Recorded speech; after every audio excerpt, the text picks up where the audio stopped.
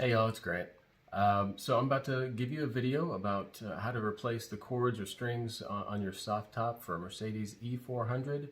That's an A238 convertible. The year's 2018. In the initial build, they had some issues with their design, so we had to do some fixes. So a couple things before you jump into this video. First off, recorded it late at night. It is what it is. You know, best effort kind of thing. I hope it helps you. I really want to kind of contribute something here. Second thing, be safe, be careful. That convertible top will go up and down if you're not careful, if it's not balanced. First thing I'll tell you is when you go to put the soft top halfway up or halfway down, depending on where you're starting, just don't hit the brake pedal, hit the start button 2 times so you get the ignition to the on position, then hit your brake pedal, move the soft top up or down with the little lever halfway, and then let off the brake and press the start button again so it turns everything off, and then get the key at least 10 feet away from the car. So if you do that, what happens is the car kind of shuts down and it doesn't stay in an active mode because the key is really close. If you keep the key in the car will eventually shut the top or either open it or close it, depending on which way is closer. And which is really dangerous. So be really careful whenever you're working around all these mechanics, these moving parts of the soft top. Get your hand pinched in there, or your wrist, or your elbow, you're done. So do not reach in, more than your wrist length for sure. And when it starts moving, make sure you can get your hand out in an instant. Just be really careful, please. Second thing, I'm not a mechanic, I'm not trained, I'm not certified, and I'm way not insured to fix your problems. So if you're not comfortable doing this, don't do it. But definitely don't come to me saying, Grant, you said you should do this and now I'm hurt. Sorry, not my problem. You're doing this at your own risk. Just trying to help out some friends who might want to also do this job on their own. So I hope you enjoy the videos. Please be safe. Be very careful. Anyway, enjoy. Thanks. Hey, this is Grant. How you doing? I've got my 2018 Mercedes E400 here. The convertible top has some issues with the little strings or cables that help close the top when it goes up and down. It keeps the interior liner all connected to the frame. The problem is they've got a design flaw, really horrible design, and those cords inside there tend to fray. I'm going to include a couple pictures in here so you can see the before and after. But what this video is I've done one side just to make sure I can figure out how to do it. Of replacing those cords, and I thought, why not make a video and show everybody just what you need to do, how you can do it. I guess Mercedes is charging $3,000 to $5,000 a car to do this. So I've got laid out here all the stuff that I picked up to get this done. Also going to put part numbers in the video, attach those. Hopefully they should be below, at the bottom of the screen right now, if I can do it right. But here's what we got. So I'm going to flip this over. Here are the things you're going to need if you're going to replace these cords. If you got these strings fraying, hang on a second. I'm actually going to put it in the video to show you what one side of my strings looks like. Okay, here on the driver's side of the car that I've not done yet, you can see I've got the convertible top halfway opened. And if you look here, a number of these little cords are showing the white cord on the inside. That's the actual part of the cord that has the strength in it. The cover has come off. And if you let those go long enough, they will break. So, I just thought this is unacceptable. I'll just make it part of regular maintenance to get that fixed somehow. But I haven't seen anybody that's figured out how to do it yet or been brave enough to go at it on this car, because beautiful vehicle. You hate to take major tools to something this nice when it's still pretty young. So I'm going to go back over to my bench and show you the tools we're going to use to swap out the bad strings. Okay, we are back over here at the workbench, and I apologize, it is very late at night, so if I ramble a little bit, you're going to have to let it go. I started on this in the late evening and still going. So again, part numbers are going to be at the bottom. So the first thing I did was call Mercedes, and thanks to Kay at the MB World, Koenigsegger got me the part numbers, so I was able to use that and get 2 things. One is this roll of cloth tape. Super expensive for a roll of cloth tape, but you know what? For $100 instead of $3,000, I thought, why complain about the cost of the individual pieces?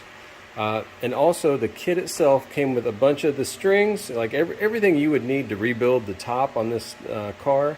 you've got it here. So there's way more here than you're actually going to need. What we're going to really use is a number of the strings, and if you look at these things real closely, you can see each one is color coded. And the old ones on the car are also color coded. So what you're really going to be doing here is matching up, replacing a blue string with a blue string and a green string with a green string, etc. You can just find the strings that you need to replace and replace them. So we're going to need the strings. We're going to need these little, you see that there? I forget what it calls these things. These little rings just crimp around the loose end of the string.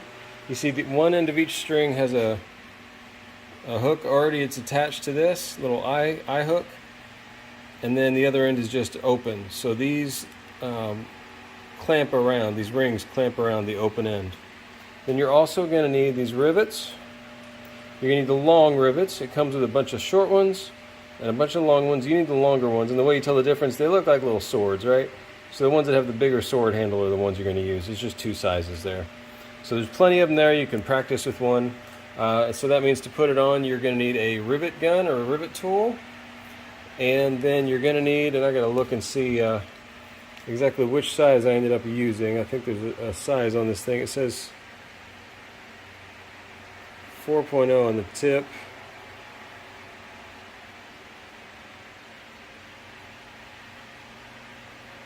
You have to cut that out. If the camera can't focus it, it won't do you much good. Well, hopefully I can look later and maybe add it to the video. So you need that. You definitely need some safety glasses. I had to go to the store and buy fishing line. This is 30-pound fishing line, and it still broke on me several times doing the one side. It will get the job done, but it's difficult. Get the strongest fishing line you can get your hands on. You are going to need different size pliers. You're definitely going to need your vice grips, preferably ones if you have them without grooved tips.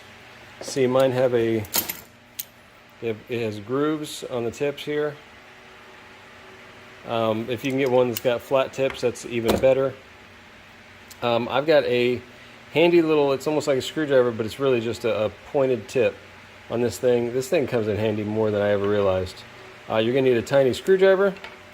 This thing's about, I don't know, less than a 1/4 inch. You know, it's pretty small. And then you're also going to need, I found it handy to have a few lights useful, and a drill. I used an angle grinder, and then the one drill bit I used here, hang on a second.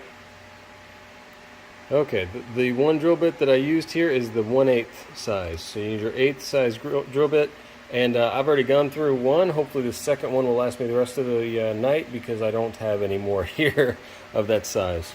So if you got those, and then you're going to want a towel or rubber mats or something to protect the side of the car. As I turn around here, show you the side that I was using, that I've already done, the passenger side. I got a towel over here, and you can see where I've already been working. There's little bits of metal shavings all over the place. So you're going to have some cleanup to do when you're done. The more you can protect it while you're working, the better. So let's go over to the other side. I'm doing my own camera work. It's late at night. My son's been in bed for a while. So I'm going to do my own camera work. Sorry for that, but let's get started. Okay, I am back. All right, so we are over on the driver's side, and I've got 4 of these cords to replace on each side of the car. So I've already done 4 on the other side. I'm not going to walk you through each one, but I want to share some things that I learned as I did this. First off, each of these is color coded. If you look at the very ends here of the ones that need done here, what I'm going to do is show you. Well, if I can get the light right, I might show you something nice. We'll see. Hang on a second. There we go. All right. So these down here are the ones that need replaced. And if you look real close, you'll see one of them's blue. You see how that one's got a blue tint on the side of it? The other one is actually silver. So I think what they really did there was scrape off all the paint. I don't think it's really silver paint. I think they just scraped off the paint that was on there. So anyway, that's how you get your right cables. Now, the really, really important thing is here to get the right color replaced with the right color. And the reason for that is each one is measured down to the millimeter on its length. So I definitely recommend you use the Zentree step-by-step instruction guide for doing this thing. But the real most important thing here to remember is get the right one replaced with the right one, and make sure they're always routed through exactly the right cable spots. Now the most tricky part of this is, what I thought it would be is getting these old rivets out and replacing them. That actually turned out to be the easy part. So you can, what I did with this lower one is just drill it out. If you drill it out, and you can push it out the other side. To push it out, by the way, you will need to close the convertible top about 3/4 of the way. I was able to do it with a little bit of effort by myself, but really what you want is a helper to move it. As it moves forward, what you'll see is on the back side, I don't know if I can get the angle on here or not. Let me see if I can show it.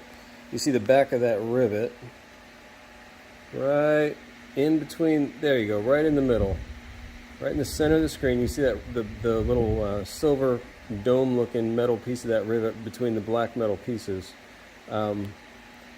It can't go anywhere until you almost close the top, and then that piece to the left gets out of the way. So this piece here gets out of the way, and then in the middle, that I'm actually trying to point at it here, if I can get my angle. This is horrible. There we go. So right beneath my finger, you can see the other part of that rivet. It won't come out. So if you drill out this side here, there's my finger. If you can drill out this side here, that's great, but you can't push it through and push the thing out until you get the top closed. So that's a tip for that side. Another tip is up here on this top one, what I did was grind this side of the rivet off. So just ground that thing away. And what I did the first time that was a little wrong is I ground it too much, tried to grind it away.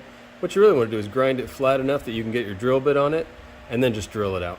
I also was very careful to take pictures of the front and back of everything I was doing before I did it. I took pictures of before, multiple angles, everything I could do to get color and points of view.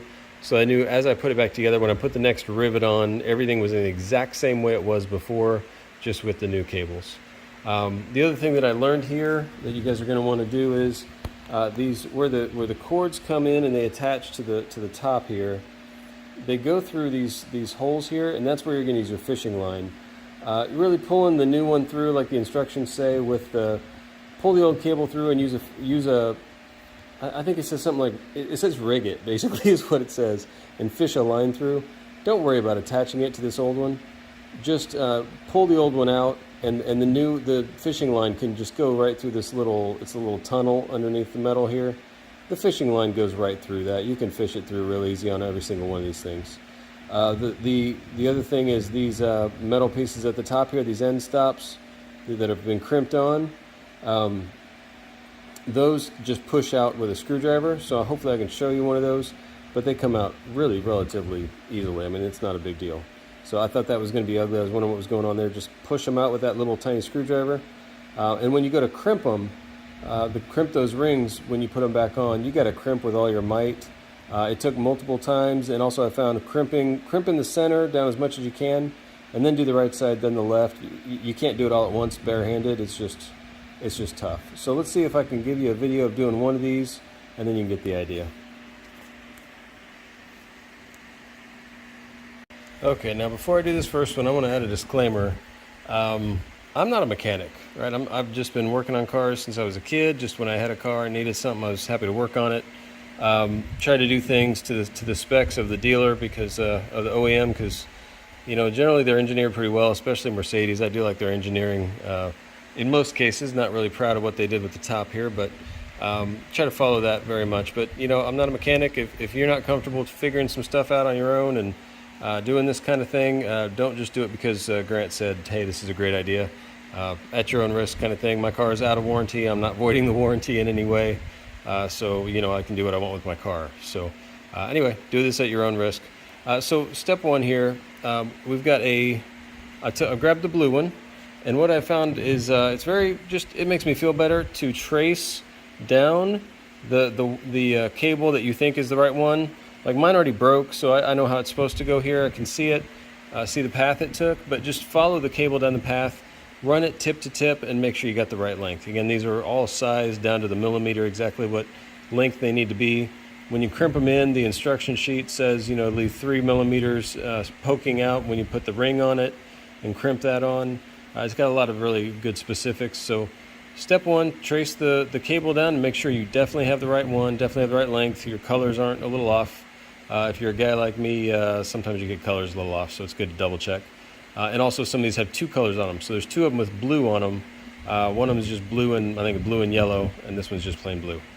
So I'm going to run these cables, run each one, and then I'm going to cut off the old one, and I'm going to yank it, pull it out of the top, and drill out the rivet, and then attach the two ends. So I do this end first. I found that kind of helps me keep them straight. I'll do the end that's not riveted in, and then run it back, and then have the two dangling here when I drill out the old rivet and connect it. I just found doing one or two at a time at most, just the two that are in the same rivet, is safer rather than run them all and then try to remember exactly how they were positioned, take lots of pictures, etc. So I'm going to get started.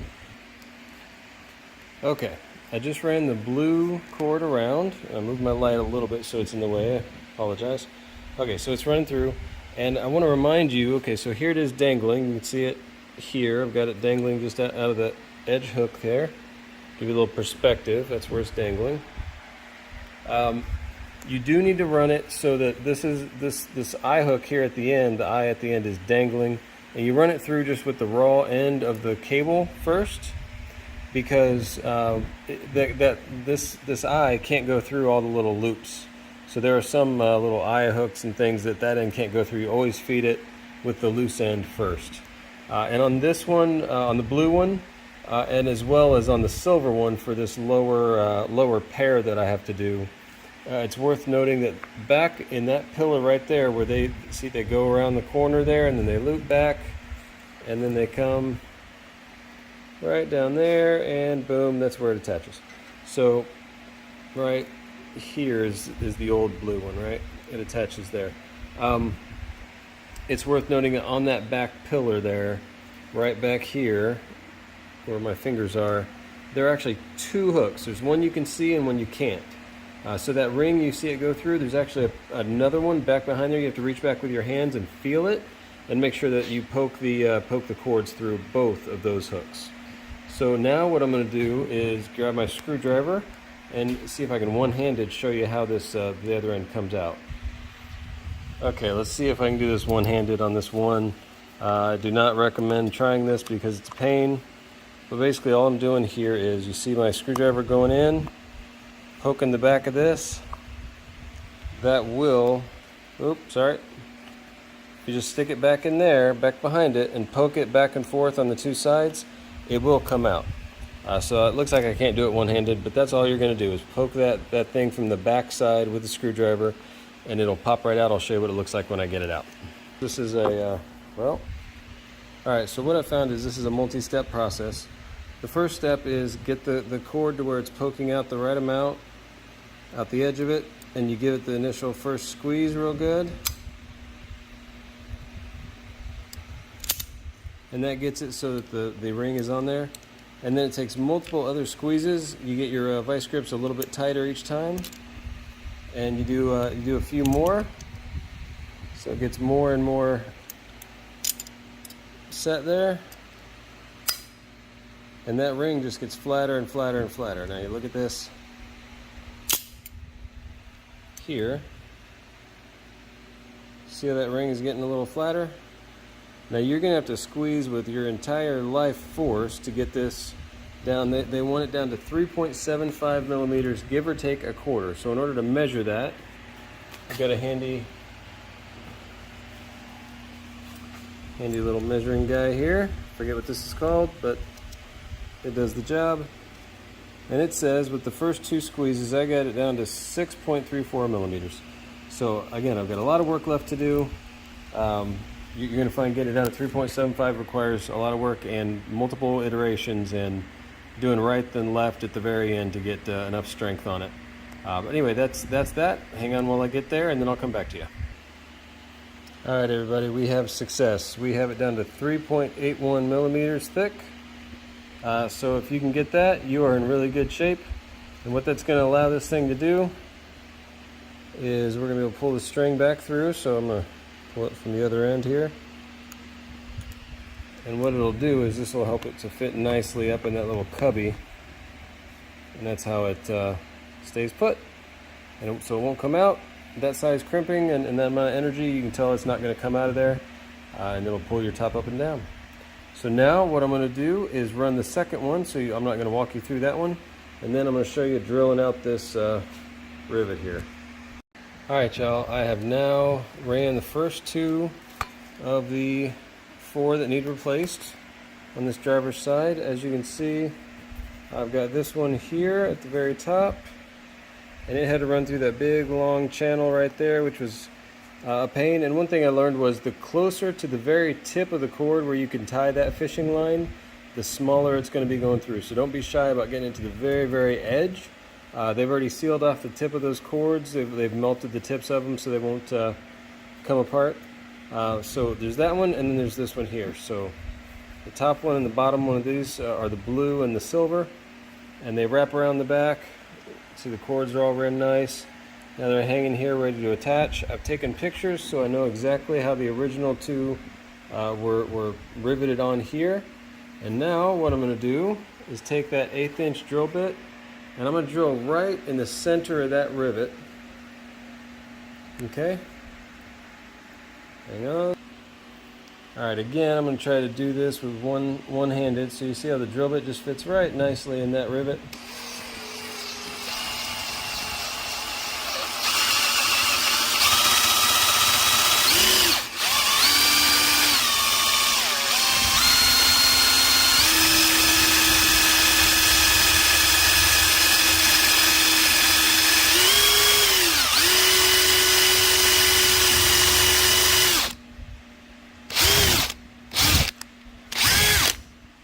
Alright, let's see if we can pull these old ones off here.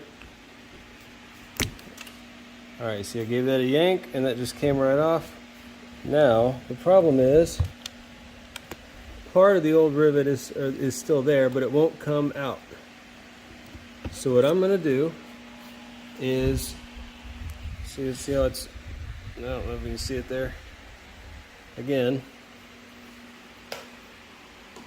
put down my stuff here. Again, back behind there, the head just can't come out, but it looks like I've drilled it enough it will pop through once I clear the way. So what I'm going to do is try to move this forward. As it comes forward, you should see if I can get some light on this.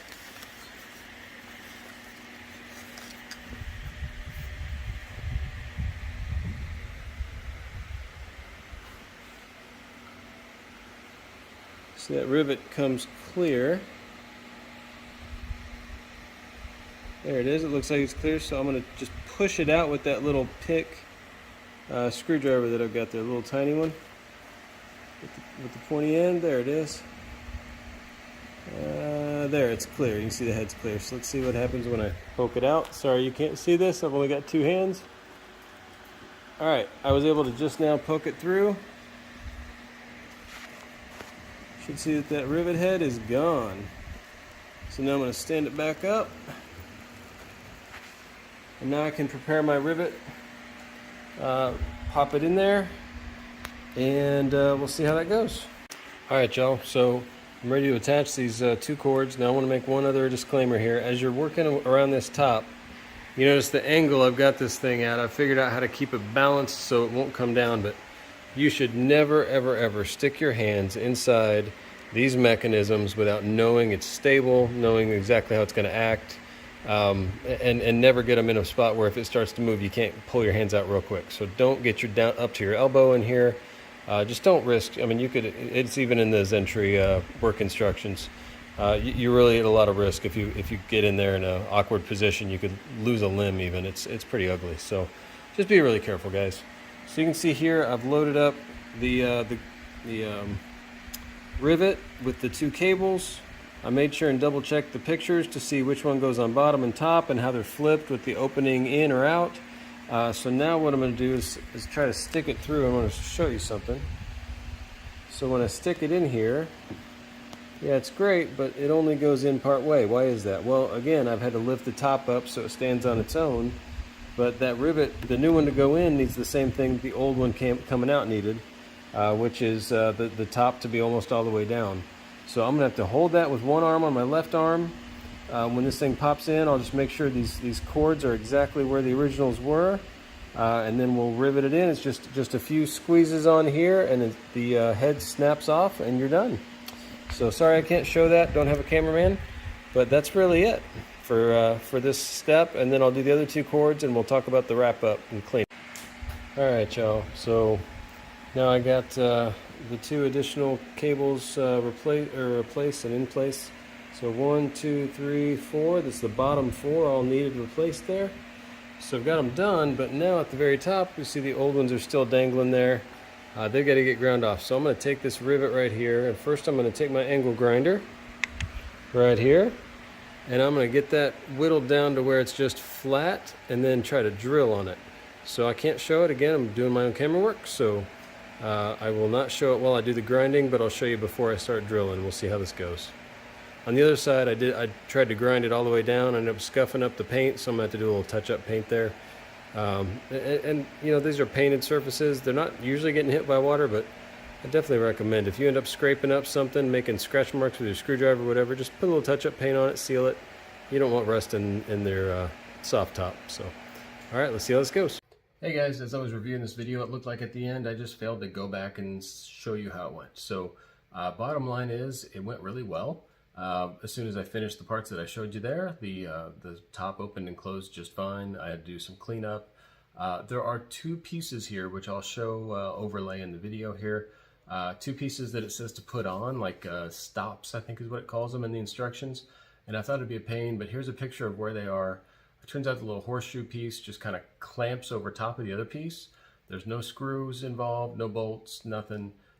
Just use a screwdriver to pop the little horseshoe clamp off the top, and then pull the old one out and put the new one in. The old one and new one have a slightly different design, so my guess is, you know, they learned something about that design that makes it open and close smoother, or you know, stops some kind of a problem. Doesn't matter. I'm sure the newer ones all have that updated design. So go ahead and just do it while you're in there. Hopefully these pictures will help you find it. Reach in with the long screwdriver, pop the things out. It takes about 15 seconds each. That's it. So please go ahead and do that, but hopefully this helps you. Have a good day.